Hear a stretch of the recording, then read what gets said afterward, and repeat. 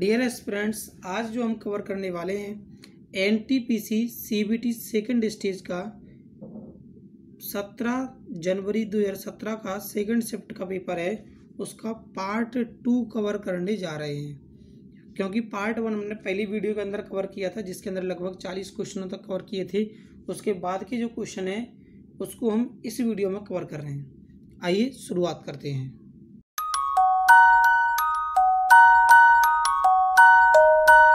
Dear aspirants, आज हम बहुत ही बेहतरीन तरीके से इन सवालों को सीखने वाले हैं। आइए शुरू करते हैं। प्यारे साथियों, इस क्वेश्चन में हमें गिवन है, एक महिला ने कहा, सोनिया मेरे पिता की इकलौती बेटी की बेटी है। तो महिला को हम एम मान लेते हैं, महिला के पिता, और पिता की इकलौती बेटी यही होगी महिला, और महिला की बेटी सोनिया जो है कौन है, मेरे पिता की यानी इसके पिता की इकलौती बेटी की बेटी। तो ये कौन हो गई, सोनिया।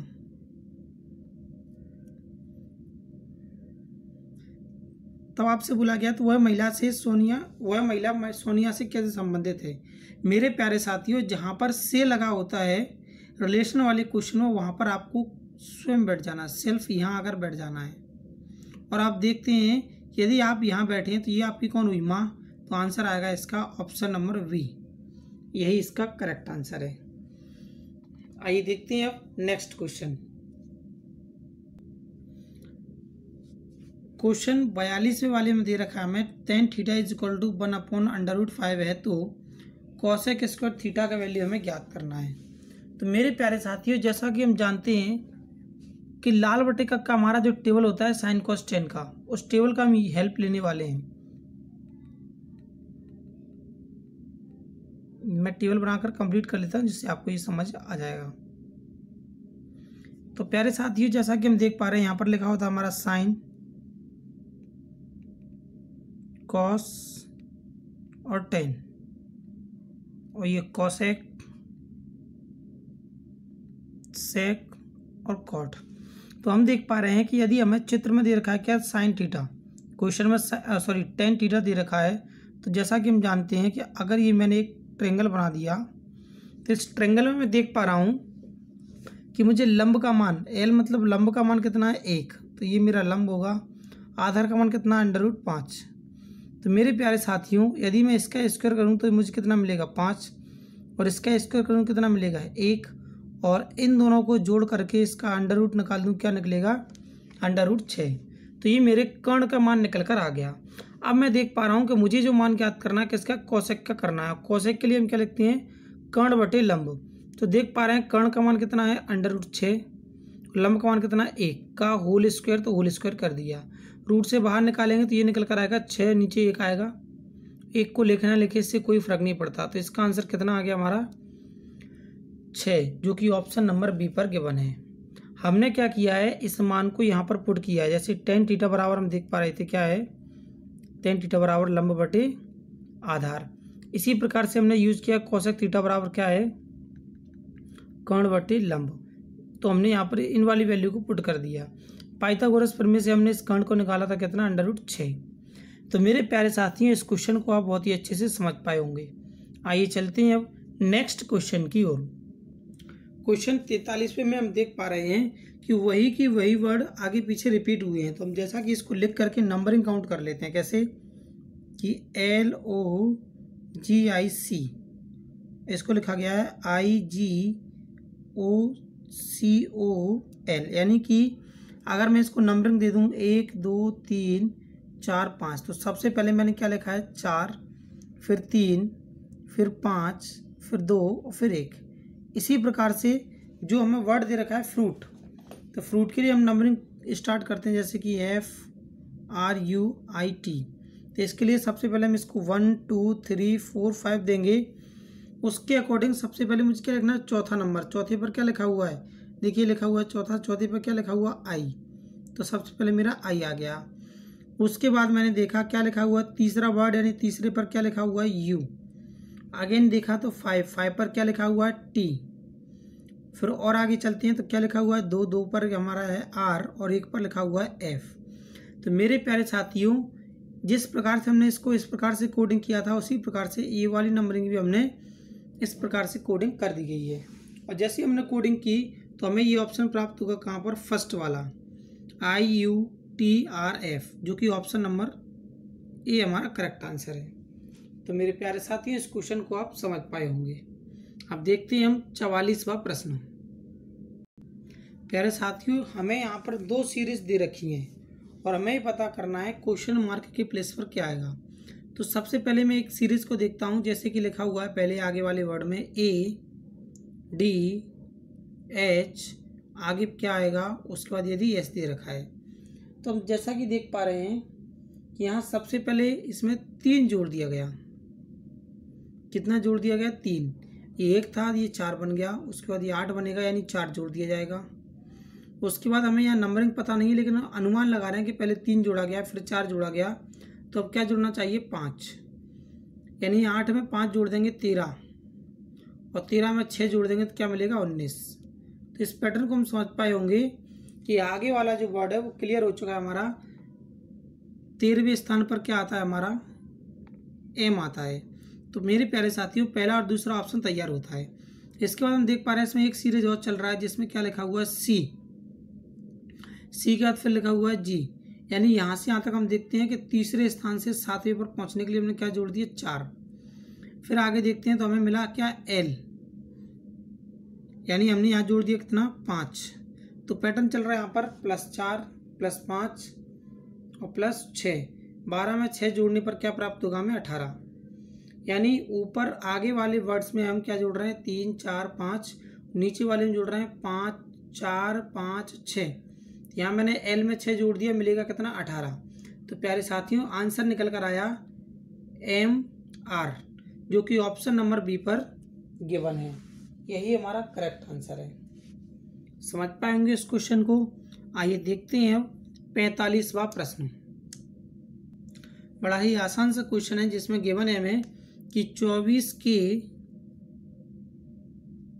3/5 का 40%, 40% को हम लिख सकते हैं कितना, 2/5 क्या होगा, या हम इसे डायरेक्टली लिख सकते हैं कितना, 40/100 भी लिख सकते हैं। तो 40/100 लिख दिया मैंने। अब मैं देख पा रहा हूँ 5 से यदि कैंसिल करेंगे तो ये 8 बार चला जाएगा, और इसके अलावा हम इसका मल्टीप्लाई कर देते हैं। तो जैसे हमने मल्टीप्लाई किया तो ये हो गया हमारा कितना, 72।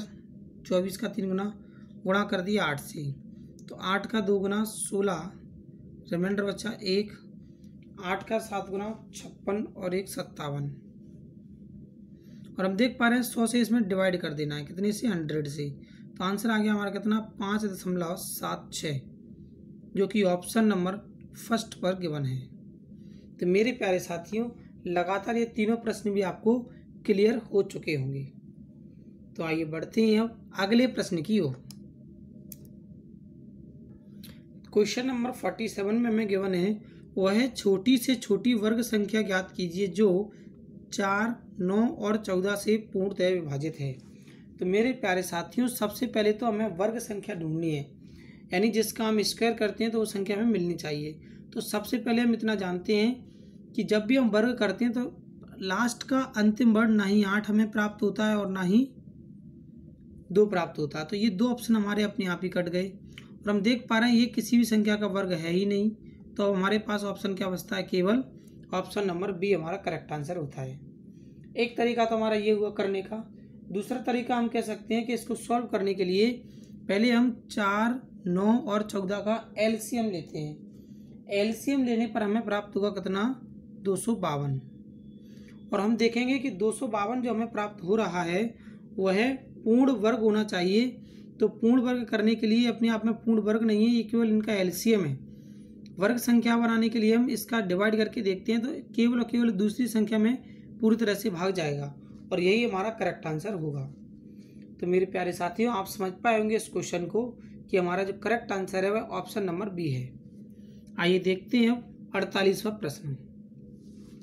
तो प्यारे साथियों इस 48वें प्रश्न में हमें गिवन है यदि ADC बराबर 12 है तो VEC का मान ज्ञात कीजिए। तो जैसा कि हम समझ पा रहे हैं यहाँ पर हम इनकी नंबरिंग लिखते हैं। सबसे पहले ए का मान कितना होता है 1, डी का मान होता है 4 और सी का मान होता है 3। गुणा करने पर कितना मिला हमें 12। तो उसी प्रकार से हम समझते हैं बी ई और सी का। तो बी का मान होता है कितना 2, ई का मान होता है 5 और सी का मान होता है कितना 3। यहाँ पर गुणा कर दिया और गुणा करने पर प्राप्त हुआ हमें कितना 30। तो यही हमारा आंसर है ऑप्शन नंबर 3 वाला। तो प्यारे साथियों, इन दोनों क्वेश्चनों को आप बड़ी ही आसानी से समझ पाए होंगे। आइए बढ़ते हैं अगले प्रश्नों की ओर। प्यारे साथियों, 50वें क्वेश्चन में हमें गिवन है यदि भाग एवं गुणा के चिन्हों को स्थान आपस में बदल दिए जाएं तो व्यंजक का मान ज्ञात कीजिए क्या होगा। तो सबसे पहले हम देख पा रहे हैं कि हमें क्या दे रखा है 45। यहाँ भाग का सिंबल लगाया है, अब हमें गुणा का सिंबल लगा देना है।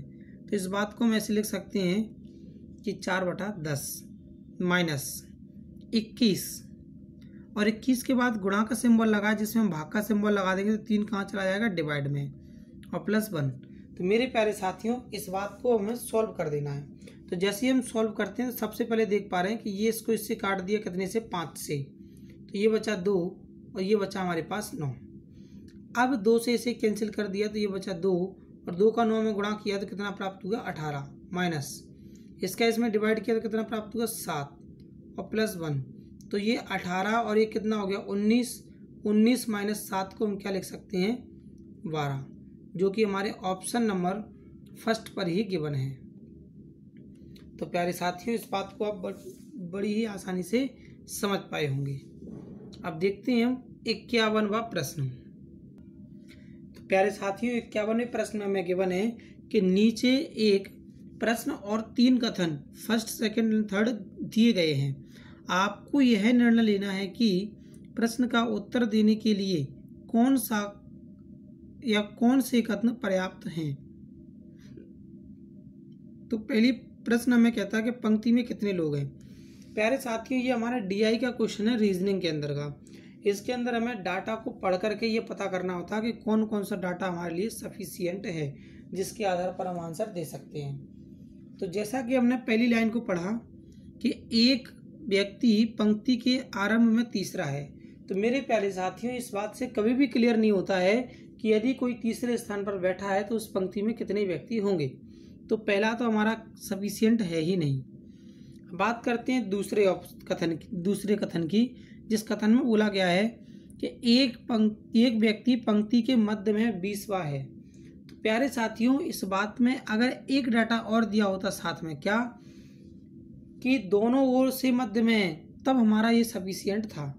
अब इसमें केवल क्या है, इतना बोला गया है कि पंक्ति के मध्य में है। तो हम ये अनुमान नहीं लगा पा रहे हैं कि पंक्ति के मध्य में 20वां स्थान है तो वो लेफ्ट साइड से है कि राइट साइड से। इसीलिए हमारा ये भी हमारा करेक्ट नहीं होगा। अब हमारे पास बचता है केवल तीसरा ऑप्शन, तो जिसमें दे रखा है कि एक व्यक्ति पंक्ति के अंत से 7वां और आरंभ से 14वां है। तो इस पंक्ति में कितने व्यक्ति होंगे। मेरे प्यारे साथियों, मान लीजिए एक लाइन है, इस लाइन में मैं आपसे बोलता हूं कि अंतिम से 7वां स्थान है इसका, कहाँ से, राइट साइड से 7वां स्थान है और लेफ्ट साइड से इसका 14वां स्थान है, लेफ्ट साइड से 14वां स्थान है।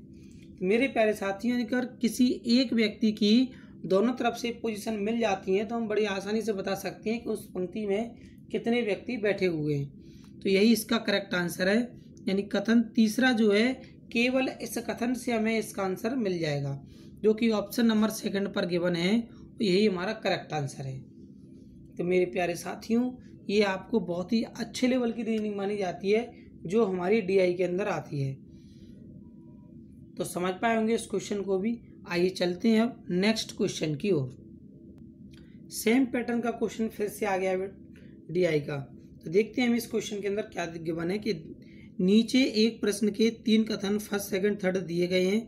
आपको यह निर्णय लेना है कि प्रश्न का उत्तर देने में के लिए कौन सा या कौन से कथन पर्याप्त हैं। तो प्रश्न है हमारा कि y की वर्तमान आयु हमें बतानी है कितनी है, और क्वेश्चन में कथन में दे रखा है वर्तमान में x y से 3 गुना बड़ा है। वर्तमान में यदि x की बात की जाए जो y से कितना गुना है, 3 गुना। तो मेरे प्यारे साथियों, वर्तमान का हमें अनुपात दे रखा है फिर बोला गया सेकंड वाले में, यदि एक्स और वाई एक ही वर्ष में अपनी पढ़ाई आरंभ की। तो मेरे प्यारे साथियों, इस बात से कभी भी ये पता नहीं चलता कि अगर एक साथ पढ़ाई शुरू की है तो उनकी आयु बराबर होगी। तो इस बात से हम कोई भी निर्णय नहीं ले पा रहे हैं। नेक्स्ट पढ़ते हैं कि 5 वर्ष के बाद एक्स की उम्र वाई की तुलना में 2 सही 1/2 गुना हो जाएगी। आज से 5 वर्ष के बाद इसको यदि हम सॉल्व करें तो ये होगा कितना, 2 का 2 गुना 4 और 1 5, यानी 5/2।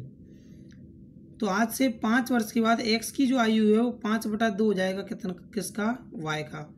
इसको हम इधर भेज देंगे तो नए अनुपात क्या बनेंगे हमारे, 3:1 और 5:2। तो मेरे प्यारे साथियों, अगर हम इसे सॉल्व कर दें तो आपने आयु वाले चैप्टर में पढ़ा होगा, इस प्रकार से काफ़ी क्वेश्चनों को हम हल करते हैं। तो इस वाले क्वेश्चन को हल करने के लिए, या ऐसे कह सकते हैं वाई की आयु बताने के लिए, हमें 2 कथनों की आवश्यकता होगी, पहला और तीसरा। तो इसका आंसर है हमारा कि हमें पहले और तीसरे की आवश्यकता पड़ेगी, जो कि ऑप्शन नंबर 2 पर गिवन है कि फर्स्ट एवं थर्ड कथन की हमें ज़रूरत पड़ेगी। यही हमारे डाटा को बताने के लिए पर्याप्त हैं। तो प्यारे साथियों, इस क्वेश्चन को आप समझ पाए होंगे। आइए चलते हैं अब नेक्स्ट क्वेश्चन की ओर। क्वेश्चन में गिवन है हमें, कार 1 एक निश्चित दूरी को एक निश्चित समय में तय करती है। मान लीजिए 1 किलोमीटर की दूरी उसने 1 घंटे में तय कर ली।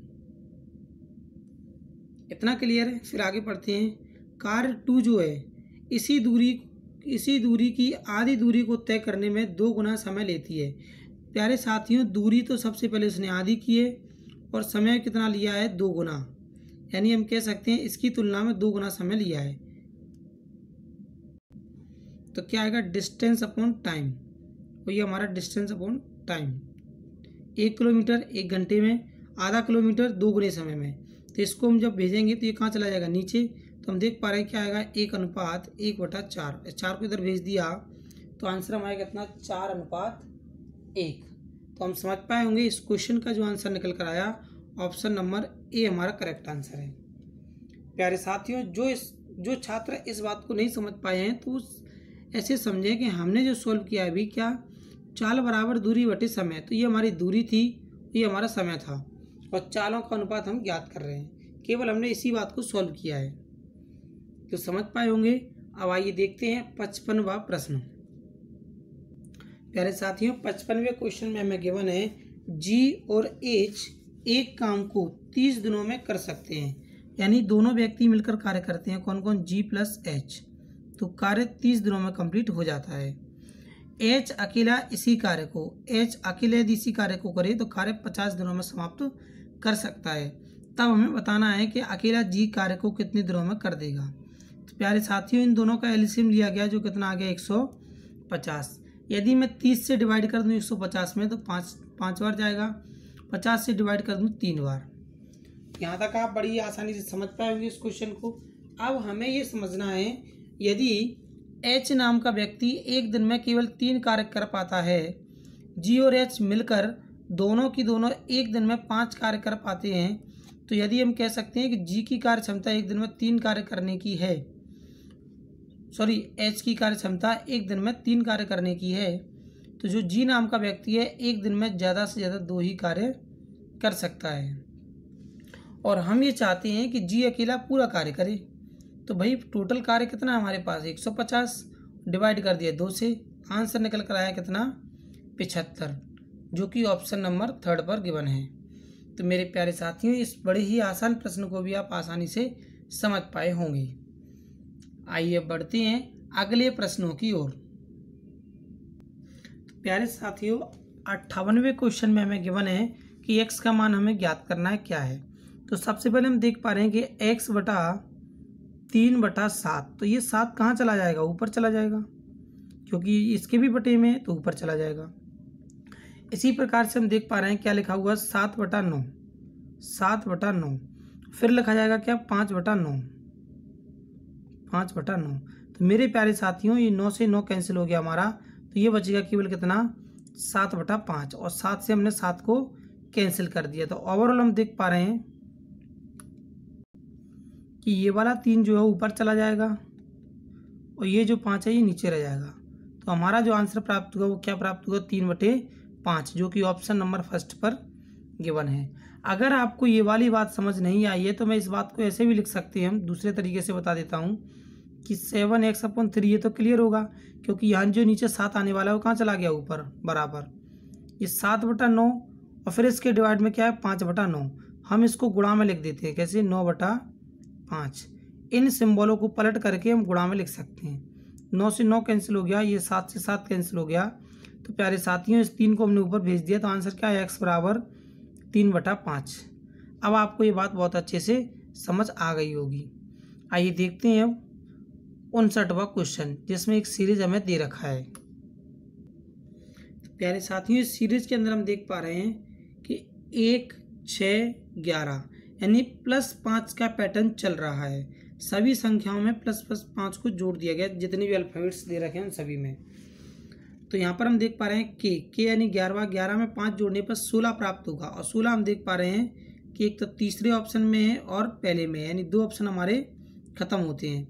इसके बाद हम देख पा रहे हैं 5 इसके अंदर भी जोड़ दिया गया। तो एम हमारा होता है 13 अंक और 13 में यदि 5 जोड़ दें तो हमें प्राप्त होगा कितना, 18।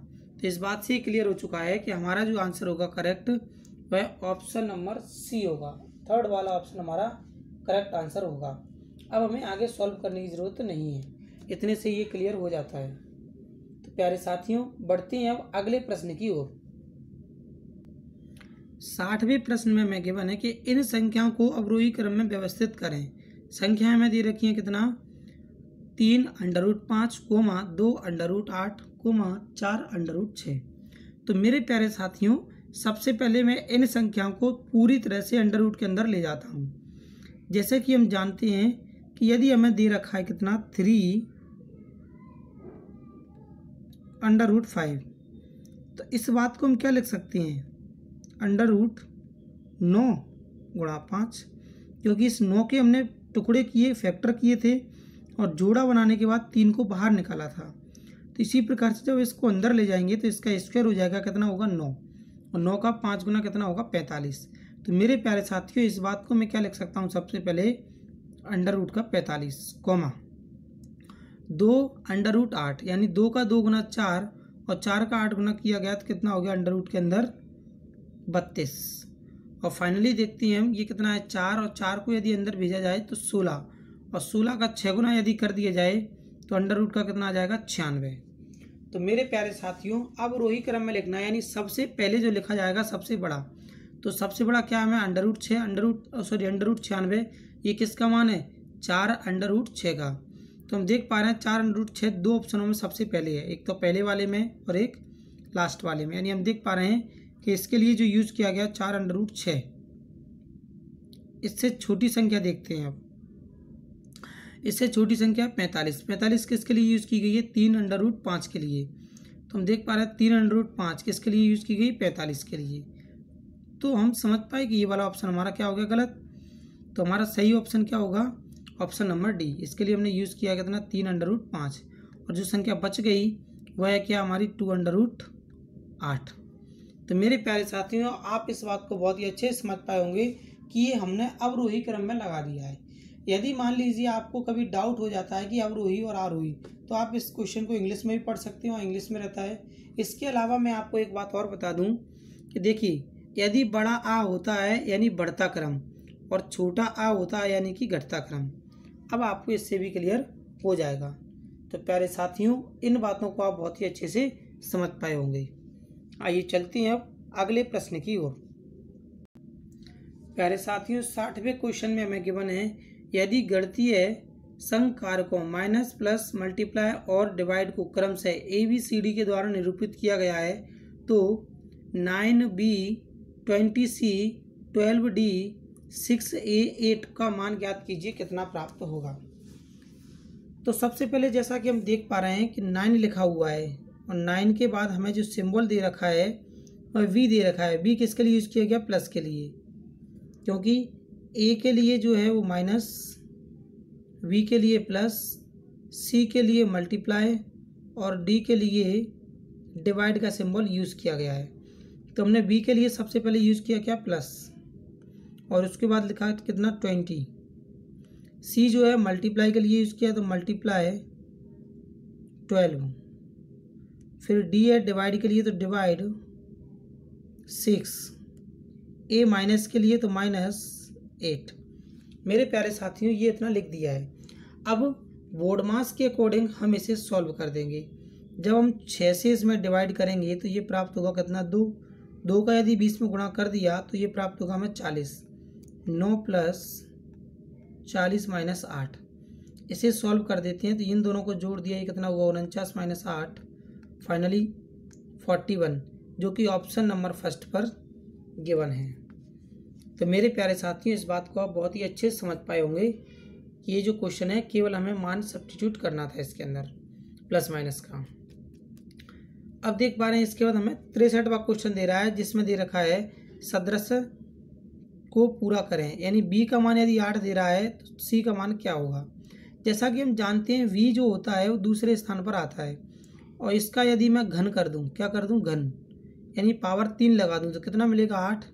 इसी प्रकार से 3 के ऊपर यदि मैंने पावर 3 लगा दी तो मुझे आंसर मिलेगा 27, जो कि ऑप्शन नंबर सेकंड पर गिवन है। तो प्यारे साथियों इस क्वेश्चन को भी आप बड़ी आसानी से समझ पाए होंगे। आइए चलते हैं अब अगले प्रश्न की ओर। प्यारे साथियों 65वें क्वेश्चन में दे रखा है निरक्षर अनुपात शिक्षित, यानी निरक्षर का जो दे रखा है इसका अपोजिट क्या होता है, शिक्षित। तो बाढ़ का अपोजिट क्या होगा, सूखा। इसका करेक्ट आंसर है वी। यहाँ पर थोड़ा सा क्लियर नहीं लिख पाया है, ये निरक्षर लिखा हुआ है, ठीक है। अब देखते हैं हम अगला प्रश्न जिसमें दे रखा है एक कार एक निश्चित दूरी को 60 किलोमीटर प्रति घंटे की गति से 45 मिनट में तय करती है। तो मेरे प्यारे साथियों इस बात को हम लिख सकते हैं थोड़ा सा मिनिमाइज करने के बाद। जैसा कि हम जानते हैं कि यदि 60 किलोमीटर प्रति घंटे की गति से कोई व्यक्ति चल रहा है तो हम लिखते हैं कितना, 60। अब ये कितने समय में दूरी को तय कर रहा है, 45 मिनट में। तो मेरे प्यारे साथियों 45 मिनट को हम घंटे में बदल देते हैं 60 से डिवाइड करके, तो ये हो गया हमारा कितना, 1 घंटा, यानी 45/60। इसको हमने घंटे में चेंज कर दिया। अब हम चाहते हैं कि इसी दूरी को तय कर लें, तो हमारी चाल जो रहने वाली है वो कितनी रहेगी, x किलोमीटर प्रति घंटे, और पहले की तुलना में 5 मिनट पहले दूरी को तय करना है। यानी कि हम कह सकते हैं कि अब केवल हम 40 मिनट में ही दूरी को तय करना चाहते हैं, तो 40/60। प्यारे साथियों 60 से हमने 60 को काट दिया, 20 से काटने पर 2 यहाँ प्राप्त हुआ और इसको डिवाइड करने पर 3 प्राप्त हमें यहाँ हुआ। इन दोनों का गुणा कर देते हैं तो ये देगा हमें कितना, 45 का 3 गुना 135/2 बराबर x। यदि मैं इस 2 से इसमें डिवाइड कर दूं तो ये प्राप्त होगा हमें कितना, 67 सही या 67.5, जो कि ऑप्शन नंबर फर्स्ट पर गिवन है। केवल 2 से डिवाइड कर दिया तो ये उसकी चाल रहेगी अब किलोमीटर प्रति घंटे में। तो समझ पाएंगे इस क्वेश्चन को। आइए मेरे प्यारे साथियों देखते हैं हम अगला प्रश्न। इस क्वेश्चन में हमें गिवन है 67वें नंबर की क्वेश्चन में कि 15,000 रुपये प्रति लैपटॉप की दर से 15 लैपटॉप खरीदे जाते हैं या खरीदे हैं, जो उन सभी को 2.97 लाख रुपए में बेच दिया जाता है। तब लाभ प्रतिशत ज्ञात कीजिए क्या होगा। तो यदि मैं 15 का 15,000 में गुणा कर दूं तो टोटल लैपटॉप का सीपी जो निकल कर आएगा वह निकल कर आएगा कितना, 2,25,000 रुपये। यदि बात की जाए एसपी की तो एसपी दे रखा है हमें 2.97 यानी 2,97,000 रुपये। तो प्यारे साथियों प्रॉफिट हमें दिख रहा है कितने का, इन दोनों का डिफरेंस। तो जैसे ही हम घटाते हैं तो 72,000 रुपये का लाभ नज़र आ रहा है कितने पर, 2,25,000 पर, और गुणा कर दिया हमने कितने से, 100 से प्रतिशत में बदलने के लिए। तो 3 0 से 3 0 को कैंसिल किया, 25 से काटने पर 4 बार ये चला गया, 9 बार ये चला गया, 9 से डिवाइड किया इसमें तो 8। हमारे पास बचा हुआ है 8 × 4 यानी 32%। जो प्रॉफिट हुआ है वो 32% का हुआ है। तो प्यारे साथियों आगे के जो प्रश्न हैं हम नेक्स्ट वीडियो में कवर करेंगे। अगर आपको वीडियो पसंद आया है तो लाइक करें, शेयर करें और यदि चैनल को पहली बार देख रहे हैं तो सब्सक्राइब कर लें और पास में दिए गए बेल आइकन पर क्लिक कर दें, जिससे हर एक वीडियो का अपडेट आप तक पहुंच सके, जिससे हर एक नई वीडियो जो भी अपडेट होता है एग्जाम्स का वो आप तक पहुंच सकेगी। मिलते हैं नेक्स्ट वीडियो में, तब तक के लिए थैंक यू, साइन आउट।